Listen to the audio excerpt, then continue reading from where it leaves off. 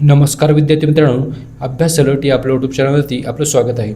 तर विद्यार्थी मित्रांनो बघा, आज आपण पाहणार आहोत 25 एप्रिल 2026च्या अत्यंत महत्त्वाच्या चालू घडामोडी. तर व्हिडिओ पहिल्यापासून शेवटपर्यंत पाहण्याचा प्रयत्न करा. अतिशय महत्त्वाचे आणि निवडक प्रश्न असणार आहेत जे की तुम्हाला कोणत्याही स्पर्धा परीक्षेमध्ये डायरेक्ट विचारले जाऊ शकतात. तर विद्यार्थी मित्रांनो बघा, आजचा प्रश्न क्रमांक 1 आहे. 9व्या प्रा. एम.एस. स्वामीनाथन पुरस्कार 2026ने कोणाला सन्मानित करण्यात आले आहे? तर बघा, याचं उत्तर असणार आहे बघा ऑप्शन नंबर डी, म्हणजेच C.H. श्रीनिवास राव. ओके, तर नुकताच बघा त्यांना 9वा M.S. स्वामीनाथन पुरस्कार 2026चा जो आहे तो देण्यात आलेला आहे. ओके, तर विद्यार्थी मित्रांनो बघा, अतिशय महत्त्वाचा प्रश्न आहे. तर चला बघूयात आपण याबद्दल.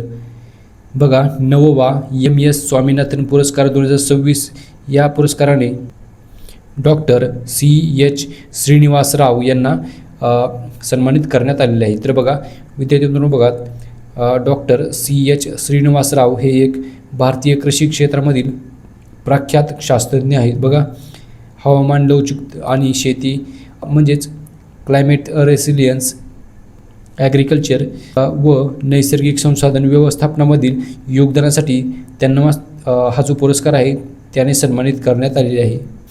तर लक्षात ठेवा विद्यार्थी मित्रांनो. बघा पुढचा प्रश्न बघूयात आपण. प्रश्न क्रमांक 2 आहे बघा.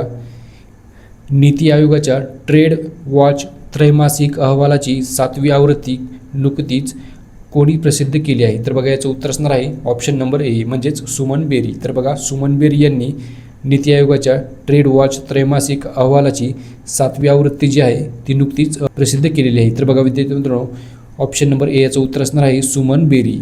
तर लक्षात ठेवा, महत्त्वाचा प्रश्न आहे विद्यार्थी मित्रांनो. बघा चला बघूयात आपण याबद्दल. बघा, नीती आयोगाच्या ट्रेड वॉच त्रैमासिक या अहवालाची 7वी आवृत्ती जी आहे ती सुमन बेरी यांनी 20 एप्रिल 2026 रोजी नवी दिल्ली येथे प्रसिद्ध केलेली आहे. ओके, तर लक्षात ठेवा. तर बघा, हा जो अहवाल आहे तो नीती आयोगाचे सदस्य डॉक्टर अरविंद विरमानी आणि इतर वरिष्ठ अधिकाऱ्यांच्या उपस्थितीमध्ये प्रकाशित करण्यात आलेला आहे. तर बघा, विषय काय होता याचा?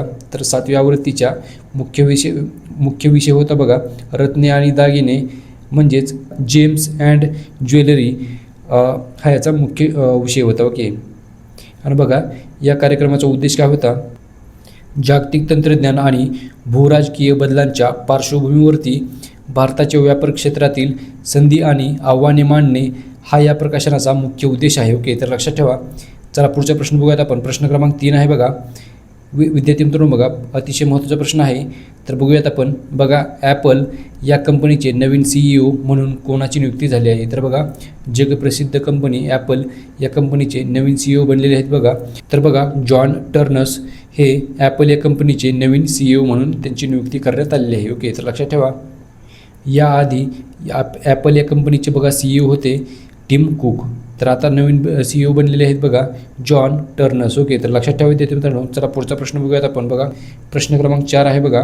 बल्गेरिया या देशाचे नवीन पंतप्रधान म्हणून कोणी निवडणूक जिंकली आहे? तर बघा याचं उत्तर असणार आहे ऑप्शन नंबर ए, म्हणजेच रुमेन रादेव. तर बघा ऑप्शन नंबर ए याचं उत्तर असणार आहे. तर बघा, बल्गेरिया या देशाची राजधानी आहे बघा सोफिया.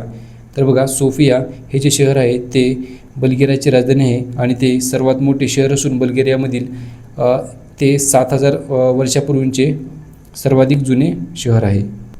तर फक्त राजधानी लक्षात ठेवायची आहे. बघा, सोफिया ही राजधानी आहे बल्गेरिया या देशाची. चला पुढचा प्रश्न बघूयात आपण. प्रश्न क्रमांक 5 आहे बघा. T20 आंतरराष्ट्रीय क्रिकेटमध्ये सर्वाधिक धावा करणारी भारतीय खेळाडू कोण बनले आहे? तर बघा विद्यार्थी मित्रांनो बघा, अतिशय महत्त्वाचा प्रश्न आहे. तर याचं उत्तर असणार आहे ऑप्शन नंबर बी, म्हणजेच स्मृती मंदाना. तर बघा, स्मृती मंदाना ही T20 आंतरराष्ट्रीय क्रिकेटमध्ये सर्वाधिक धावा करणारी भारतीय खेळाडू बनलेली आहे. म्हणजेच बघा, T20 आंतरराष्ट्रीय क्रिकेटमध्ये स्मृती मंदाना ही भारतामधील सर्वाधिक धावा बनवणारी खेळाडू आहे. चला बघूयात आपण विद्यार्थी मित्रांनो याबद्दल. बघा, T20 आंतरराष्ट्रीय क्रिकेटमध्ये भारतासाठी सर्वाधिक धावा करणारी खेळाडू म्हणजे स्मृती मंदाना ही बनलेली आहे. तर बघा, एप्रिल 2026मध्ये दक्षिण आफ्रिकेविरुद्धच्या T20 मालिकेदरम्यान तिने हा ऐतिहासिक टप्पा गाठलेला आहे. तर बघा, विशेष म्हणजे तिने केवळ महिला क्रिकेटमध्येच नव्हे तर पुरुष आणि महिला या दोन्ही गटामध्ये रोहित शर्माला मागे टाकून हा विक्रम आपल्या नावावर केलेला आहे. ओके, तर विद्यार्थी मित्रांनो बघा, म्हणजेच स्मृती मंदाना यांनी रोहित शर्माच्या धावांचा विक्रम मोडीत काढलेला आहे. तर बघा, स्मृती मंदानाचे जागतिक स्थान बघा, महिला T20 क्रिकेटमध्ये ती सर्वाधिक धावा करणाऱ्या यादीमध्ये न्यूझीलंडच्या सुजी बेट्सनंतर दुसऱ्या स्थानावर आहे. ओके, तर बघा जागतिक क्रमवारीमध्ये ती आता दुसऱ्या स्थानावर आहे. तर चला विद्यार्थी मित्रांनो बघा, प्रश्न क्रमांक 6 आहे बघा, भारताचा पहिला समर्पित ड्रोन बेस म्हणजेच डेडिकेटेड ड्रोन बेस हा कोणत्या शहरात बांधला जाणार आहे. तर विद्यार्थी मित्रांनो बघा, प्रश्न महत्त्वाचा आहे. तर पहिलाच असल्यामुळे प्रश्न महत्त्वाचा आहे. तर बघा, याचं उत्तर असणार आहे ऑप्शन नंबर बी म्हणजेच मेरठ, उत्तर प्रदेश. तर बघा, उत्तर प्रदेश या राज्यामधील मेरठ या ठिकाणी भारताचा पहिला समर्पित ड्रोन बेस बांधला जाणार आहे. ओके, तर लक्षात ठेवा. चला बघूयात आपण विद्यार्थी मित्रांनो बघा, मेरठ म्हणजेच उत्तर प्रदेश या राज्यामधील मेरठ या ठिकाणी हा बांधला जात आहे. तर बघा, बांधकाम करणारी संस्था आहे बघा, सीमा रस्ते संघटना म्हणजेच संरक्षण मंत्रालयाअंतर्गत याचे बांधकाम होणार आहे. तर लक्षात ठेवा. तर बघा विद्यार्थी मित्रांनो, याचे वैशिष्ट्य काय आहे. तर बघा, हा जो प्रकल्प आहे तो 900 एकर जागेवरती उभारला जाणारा एक समर्पित लष्करी विमानतळ असेल आणि जिथे फक्त ड्रोन आणि रिमोटली पायलोटेड एअरक्राफ्ट हाताळले जाणार आहेत. तर याचा उद्देश काय असणार आहे. तर बघा, शत्रूंवर 24 तास लक्ष ठेवणे, पाळत ठेवणे आणि लष्करी क्षमता वाढवणे हा याचा मुख्य उद्देश असणार आहे. चला पुढचा प्रश्न बघूयात आपण. प्रश्न क्रमांक 7 आहे बघा, प्रश्न क्रमांक 7 आहे, जागतिक पुस्तक दिवस दरवर्षी केव्हा साजरा केला जातो. तर बघा, याचं उत्तर असणार आहे 23 एप्रिल. तर बघा, ऑप्शन नंबर डी याचं उत्तर असणार आहे. तर 23 एप्रिल रोजी दरवर्षी आपण जागतिक पुस्तक दिवस म्हणून साजरा करतो. ओके, तर बघूयात आपण. बघा, याचा उद्देश काय असणार आहे. तर वाचन, प्रकाशन आणि कॉपीराईटबद्दल जागरूकता निर्माण करणे हा याचा मुख्य उद्देश आहे. तर बघा, युनेस्को या संस्थेने हा जो दिवस आहे तो 1995 या सालापासून सुरू केलेला आहे. ओके, तर लक्षात ठेवा. चला पुढचा प्रश्न बघूयात आपण. प्रश्न क्रमांक 8 आहे बघा, ब्लूमबर्गच्या अब्जाधीश 2026 या निर्देशांकानुसार आशियातील सर्वात श्रीमंत व्यक्ती कोण आहेत. ओके, तर बघा, याचं उत्तर असणार आहे बघा ऑप्शन नंबर सी म्हणजेच गौतम अदानी.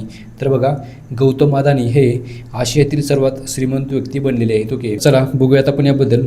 बघा, पहिले स्थान आहे गौतम अदानी यांचे. तर बघा, त्यांची संपत्ती आहे बघा 92.6 अब्ज डॉलर एवढी. ओके, तर बघा, दुसरे स्थान आहे मुकेश अंबानी यांचे आणि त्यांची संपत्ती आहे 0.8 अब्ज डॉलर इतकी. तर बघा, जागतिक क्रमवारीमध्ये या यादीमध्ये गौतम अदानी हे जगातील 19व्या क्रमांकावर आहेत, तर मुकेश अंबानी हे 20व्या क्रमांकावर आहेत. ओके, तर लक्षात ठेवा. चला पुढचा प्रश्न बघूयात आपण. प्रश्न क्रमांक 9 आहे बघा, कोणत्या देशामध्ये 9वी हिंदी महासागर परिषद 2026 आयोजित करण्यात आली आहे. तर बघा, याचं उत्तर असणार आहे ऑप्शन नंबर डी म्हणजेच मॉरिशस. तर बघा, मॉरिशस या देशामध्ये नुकतीच हिंदी महासागर परिषद ही याची 9वी आवृत्ती जी आहे ती आयोजित करण्यात आलेली आहे. तर मॉरिशस या देशाची राजधानी आहे बघा पोर्ट लुईस. लक्षात ठेवा. चला पुढचा प्रश्न बघूयात आपण. प्रश्न क्रमांक 10 बघूयात आपण. बघा, केन बेतवा लिंक प्रकल्पामुळे चिता अभियान कोणत्या राज्यात सुरू आहे. बघा, याचं उत्तर असणार आहे विद्यार्थी मित्रांनो ऑप्शन नंबर डी म्हणजेच मध्य प्रदेश. तर बघा, मध्य प्रदेश या राज्यामध्ये चिता हे आंदोलन सुरू आहे. ओके, तर लक्षात ठेवा. चला बघूयात आपण याबद्दल. मध्य प्रदेश या राज्याची राजधानी आहे बघा भोपाळ. तर बघूयात आपण विद्यार्थी मित्रांनो याबद्दल. तर बघा, केन बेतवा लिंक प्रकल्पामुळे होणाऱ्या विस्थापनेच्या विरोधामध्ये मध्य प्रदेश या राज्यामध्ये चिता आंदोलन हे सुरू झालेले आहे. आणि बघा, मध्य प्रदेशमधील छतरपूर आणि पन्ना या जिल्ह्यामध्ये हे आंदोलन आदिवासी समुदायाद्वारे केले जात आहे. तर बघा, याचे कारण काय आहे. तर बघा, केन बेतवा लिंक प्रकल्पाअंतर्गत दौधन धरणाच्या बांधकामामुळे यांची जमीन आणि घरे पाण्याखाली जाणार आहेत. तर बघा, या निषेधार्थ हे आंदोलन सुरू करण्यात येत आहे. ओके, तर लक्षात ठेवा विद्यार्थी मित्रांनो. चला